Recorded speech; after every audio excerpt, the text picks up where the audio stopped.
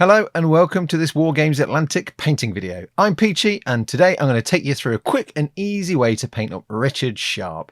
This will also work on any 95th Rifleman you have, especially if you brought the Wargames Atlantic ones. So without further ado, you bastards, let's crack on. Now, when I was planning on building Sharpe, there's a couple of options you can pick from. Obviously, you've got your large scale 54mm one, so I'm not going to build that one yet. I'm just going to do the 28mm one for this video. But there's a couple of options. He has a sword down by his side and his rifle, but I like the idea of doing the cocked version, so I was clipping all those parts out to build that. It's not a very complicated kit, so it's quite easy as to which bits go where, and you've got some nice fittings as well. I'm just going to go around and clean up any mould lines, remove any bits of flash, this, that and the other, and then start assembling my Richard Sharpe.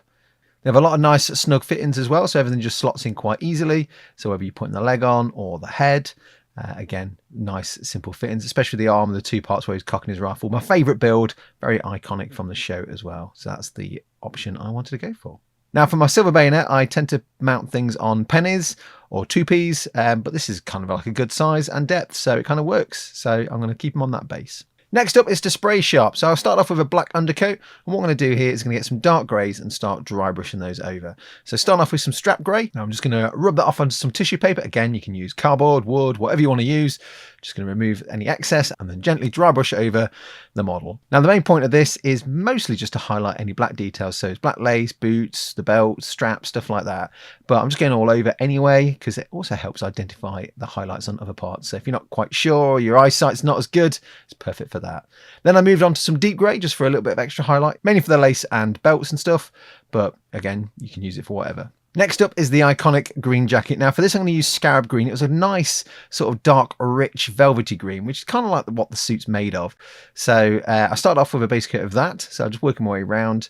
Again, it looks quite different when it's wet. When it dries out, it has a bit more of a punchy green to it. So again, I'm going to do the trousers. Some 95th tend to have like brown or grey trousers because obviously depending on what bits they can salvage or what's been torn. But Sharpe has green trousers as well as his green jacket.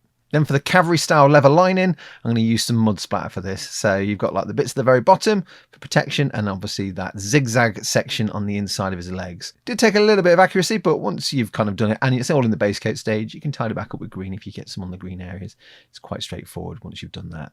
And the beauty of it as well is it's all sculpted, so you can easily identify it. So even if you thin down the paint, it will just go in those cracks nice and easily. Now for Sharpe's red officer sash, what I'm going to use here is beret maroon. Now the back part's really easy to get to, and obviously the section that drapes down at the side, so all the lace bits that are hanging down.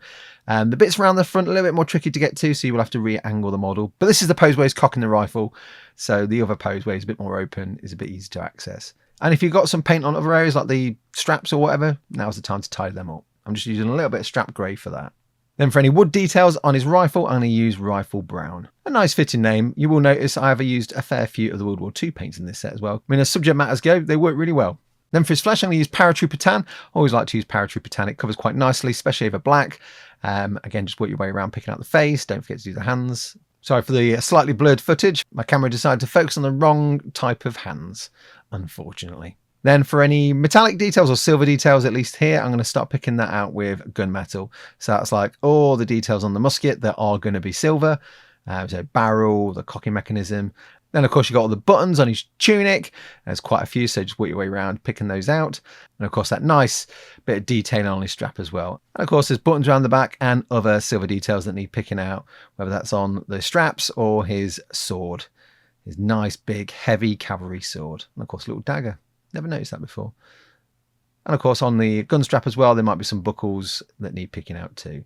Now for any brass details, you could use tainted gold, which is what I'm using here, or you can mix some silver and gold together, entirely up to you. So I'm just going to pick out those. Again, look for some reference if you're not entirely sure where all the colours go, but it's usually just around where the ramrod is and the butt plate. And of course, Sean Bean's blonde hair. Now, to start off with, I'm going to use some mid-battle dress with this, and then when I apply a wash, that's going to darken it down. It's quite hard sometimes to do blonde hair, certainly mousy dark blonde hair, so I'm just going to go classic blonde, really. I know in the books he has dark hair, but that's fine. I'm not doing it based off the book. I'm doing it based off the TV show, because it's Sean Bean. Then I'm going to get some Black Knight, which is a deep shade. I'm going to apply this all over. I start off quite thick, and then after I've applied that in some areas, I get a little bit of water, add it to it just to help it flow. Again, it might look quite frothy at times. That's fine. When it dries, it actually dries quite nice. So don't be too stressed out about that. But work your way around, getting all those nooks and crannies. Do keep an eye out for it pooling as well, because it will pool at the bottom. So soak off any excess if you do find it doing that. But it's just a matter of just going around, soaking up little bits here and there. Now with that wash dry, you could leave it as it is and he's back already, but what I'm going to do now is move on to doing some tidying up. So I'm just using the same colours I base coated with. I'm just going to use those on more raised areas to give more of a highlight kind of look. Now the green jacket worked really well because I was only picking out like some of the areas that the light's going to catch. That's mostly like folds or like the top parts of his shoulders and stuff. And it really added to that rich velvety green that it's very iconic of the Rifleman, at least the officer class outfit. Sharpe's obviously gets a bit more muddied over time, which we'll sort in a minute. But yeah, carry on with tidying up those raised areas, especially those butt cheeks. That one's for the ladies or the men. I don't mind his butt. He's got a great butt. And of course, around the front of his legs too. And again, be mindful where those zigzag designs are for the leather inliner. Then just tying up any other details. So whether that's like the wood details on his musket. Again, I'm not going too mad. Now the shade will knock colours back, which is fine, makes them a little bit dark, which is the whole point of doing this tidying up, because from two colours, so the base coat and a wash, and then reapplying that same base coat gives you a lot of depth as well. So you can, most of the time, just use the two colours and never need to go any light if you don't want to. This is almost like you're highlighting and just leave it at that. It's a trick I've used all through many years of painting, and it works really, really well. But you can always go to lighter colours if you want a bit more punch on edges. But for the most part, just for now, I'm just picking out those raised areas with the base coats again. Again, be mindful not to make any mistakes, because that can happen here. But that's fine, because you can always drop in a little bit of wash in the cracks if you do get in the cracks. It's totally fine. But a lot of these colours I'm not going to highlight any more than this. It's mainly going to be the skin and the jacket that I do a lot of effort on. Sometimes some of the silvers do lose a little bit of the shine after you've applied a wash, because it mats it down. So again, like on his rifle, you want to pick those out. Same for his sword. And of course those silver buttons. Then we're going to move on and just pick out the skin again. So again, this is just picking out those extremities, add a little bit more punch to them, because again, the wash is going to knock that down a little bit. Even if you thin it down quite a lot, the wash, it still needs a little bit of tidying up. But again, the face, jacket, that's where most of the love's going to go. So I'm just going to pick out those raised areas like the nose, the cheeks, the brow, and obviously his ears. Try and at least make him look a little bit like Sean Bean if I can. And of course, using that mid-battle dress, I'm just going to pick out the hair. I'm trying to give a bit of a hair flow, so I'm trying to emphasize some of those strands just by, doing those strokes to match the flow of the hair. Again, some of the brush strokes are a little bit thicker than others. That's fine, because it just looks like hair. He's got a lot of nice blonde hair. It's probably a bit too blonde, but I don't mind, because it looks like Sharpe. It works for me. So with those tidy ups done, what I'm going to do now is move on to some highlighting. So I'm going to start first with a green uniform. So I'm going to get some medium drab here. This is one of the historical World War II paints. Now the intention is to pick out those raised areas, but also make it a little bit scuffed and torn, because his uniform is a bit old and battered. So that's kind of the point really here. And that's why I wanted sort of like a lighter, more worn kind of green for the edges. And of course, we're trying to emphasize raised areas as well. So like on his butt cheeks, make it look a little bit more rounded. And of course, like the folds of the cloth. So again, in some places, they might be a little bit more jaggedy. I tend to do that to make things look a little bit more torn and worn. Again, you can add a bit of water as well, so it's a little bit thinner. Around the knees, I want them to look a bit worn as well, because it is very threadbare, his green uniform is. So again, it's just emphasising that and making it feel more like a Sean Bean risen up the ranks kind of outfit. Again, just doing some little jaggedy bits here and there. Again, just work your way around the whole model, just picking out some bits here and there, making him feel a little bit old. Yeah, we're really just trying to make it look a little bit torn and battered, really. That's the intention. If you're not great at blending things in, what you could do is just do a little bit, stab it on, and then just stab with your finger, and that helps blend it in a little bit. Make it a little bit threadbare as well. Then for his leather inliner, so what we're going to do there is get some mid-battle dress, the same colour we used for his hair. So I'm going to use this as a highlight now for that kind of leathery detail. Again, just doing little stabbing motions here and there with my brush so it looks a little bit torn and worn. I'm not going to highlight every edge, just enough just to make it give a sort of sense of a leathery texture and a little bit more weathered and, well, like old leather really, because that's what it is. Also, to make his black lace look a little bit more threadbare as well, I've got some like deep grey and then just like picked out a few bits here and there and kind of like, I guess, dry brush, if you really want to call it that, over the edges, because it is a little bit dirty and messy when you look at his uniform in the show. And of course his scabbard, I want that to look a little bit torn as well, so again, just doing those little jaggedy highlights, just little flicks and chips here and there. Of course, can't forget the boots. So So I'm just going to pick out those with the same grey too.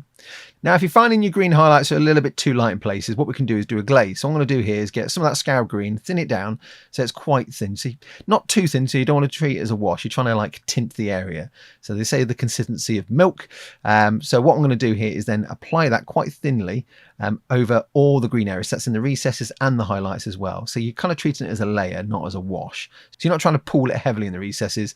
You're just trying to tint the entire area. And what that will do is it will just knock back those green areas that might look a little bit too light or they're just a bit too punchy for you. It's a really nice way of just toning it down a bit. Now, using the same method, I got some strap grey and I want him to look a little bit more rugged. So I'm giving him almost like a 5 o'clock shadow. So I'm just getting that strap grey, really thin it down like I did with the glaze on the green, and just applying that round like his chin, his moustache area and stuff like that. So it looks like he's got a bit of a 5 o'clock shadow. And then it's a matter of just highlighting the flesh up. So here I'm using some rosy skin and just applying that as a highlight. So again, I'm just picking out the extremities. So nose, cheeks, brow, lips, knuckles on his hands, fingertips, stuff like that. Anything that really just kind of stands out a little bit more prominent than the other areas. But again, it's entirely to you which bits you pick. Now, sometimes though, when you are doing flesh tones, they can look a little bit dead, need a bit more life, and this need a little bit more punch and a little bit more warmth. So all I did was got some Crusader skin, which is a speed paint, thinned it down, and then just applied that. Kind of like a glaze, I guess. It's not really treating it as a speed paint. It just added a little bit more life into his flesh. Now I want a little bit more depth in his black strap and pouches and stuff like that. So I'm just getting a little bit of matte black and just applying that more in the central areas, all the deeper areas on the straps and stuff like that. Also, you can use it on the eyes or whatever. And this really is in preparation of trying to make his strap look a little bit more visually different. So I want it to look a bit shiny. So I'm going to get some gloss varnish, slightly thin it down so it's not too shiny, and apply that to his strap, the pouches, and what that will do is just give it a different texture, and it will look like the strap he's got. I know it's probably not as shiny as that in the shape, but what it really does is just gives it a different visual texture, and it helps break the shape of the model up. Then for the basing, I'm going to try and match it in with my silver bayonet stuff. So I'm just going to get a dark brown and dry brush or heavily wet brush that over the base. Then using some mid-battle dress, which is the colour I tend to use for the dry brushing of my silver bayonet bases, and then finish that off with a little bit of ancient stone or any kind of like bone cream kind of colour you got. So that's the first few steps of just getting like a dirty ground or a light ground kind of effect. Then I'm just going to paint the rim of the base in a colour that matches the rest of my stuff. I tend to use Steel Legion Drab. You can use whatever you want. I mean, some people like using blacks, greys. There's no right or wrong way. Just use what you want. And that's in preparation before I start applying grass tufts to the base. So again, this is just going to tie nicely with my silver bayonet stuff. So he's going to rock up and kill some skellies and some demons and some vampires, as well as fighting the French. And there we are. Our Richard Sharpe Sean Bean is now painted. Again, all the colours in this guide you can use for any 95th or even the 60th rifles. All you need to do is just use some red for the cuffs and collars. But thank you for watching. I hope you enjoyed it, and I'll catch you in the next one. Bye-bye.